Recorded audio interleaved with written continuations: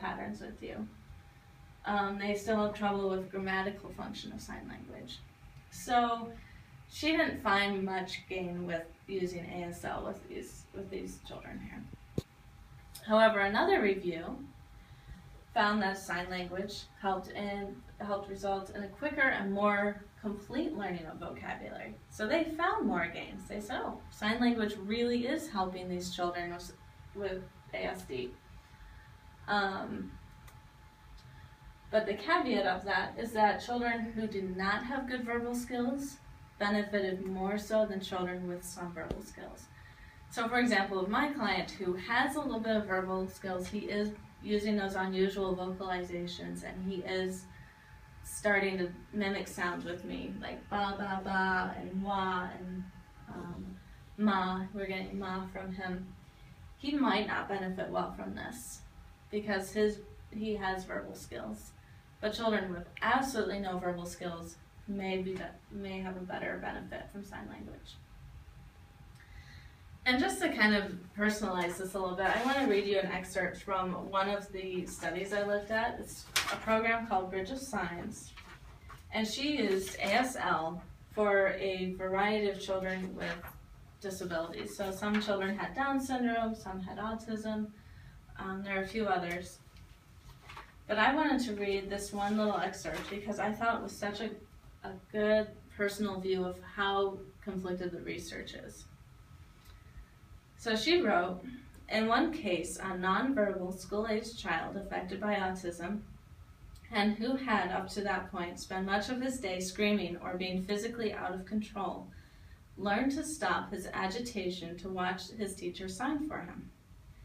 While this arrest to his agitation did not overcome the problems he was experiencing in terms of communication, this child did manage to imitate one sign, hello, during the 6 months of the pilot study.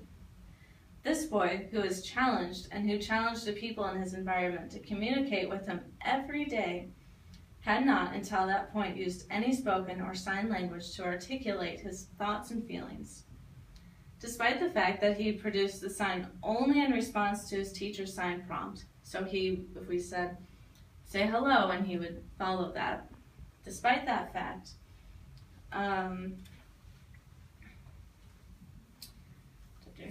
the parent confided that it was at least a signal of the humanness that lay within her son and the possibility of more language to come. I really like that because there's a really personal view of the importance of finding an intervention that works with children, whether it's sign language or another intervention. Just that ability to get someone to communicate who has no way of communicating with you. So it's amazing that even though he didn't develop language skills, he learned enough to follow some joint attention and reduce his frustration levels so that the behavior wasn't so difficult and challenging for the parents. I really like that little excerpt. Now in a little video, I wanted to show you an actual sign language intervention in progress. It's very explicit direction. This child is nonverbal, and he is using sign language. She's practicing vocabulary with him. She's showing a card and he's signing ball and dog and horse. So he's actually very proficient in his vocabulary, even though he cannot use it to speak. But you can hear him, he's starting to learn to use some vocalizations with the sign intervention. Oh, did you get it pulled up? Yeah. Oh, we can have our video. Yay! We'll go back and watch these. I apologize for technological issues.